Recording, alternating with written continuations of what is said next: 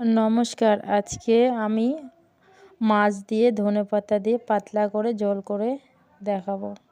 সেজন্য মাছগুলোকে লবণ হলুদ দিয়ে মেখে রেখেছিলাম। মাছগুলোকে ভেজে নেব।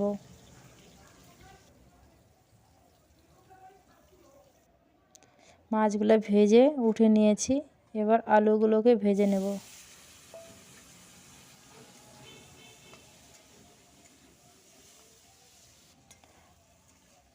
আলুগুলোকে ভেজে উঠে নেব।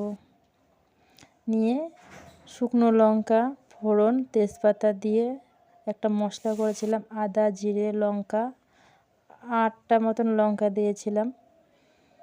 লবণ হলুদ দিয়ে বেশ ভালো করে মশলাটাকে কষে নেব। কষানো হয়ে আসলে কয়েকটা কাঁচা লঙ্কা দেবো, দিয়ে আলু দেবো। আলু দিয়ে একটু জল দিয়ে ভালো করে কষাবো।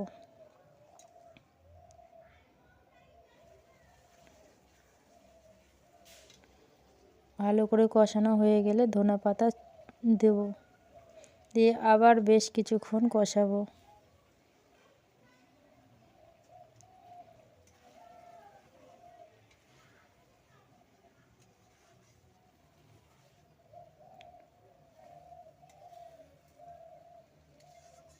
কষানো হয়ে গেছে, এবার জল দিয়ে দেবো। ঝোলটা ভালো করে ফুটে উঠলে মাছ দেব। মাছ দিয়ে ভালো করে ফুটে নিয়ে নামাই নেব। ভিডিওটা ভালো লাগলে পাশে থাকবেন। আবার পরের ভিডিওয় দেখা হবে।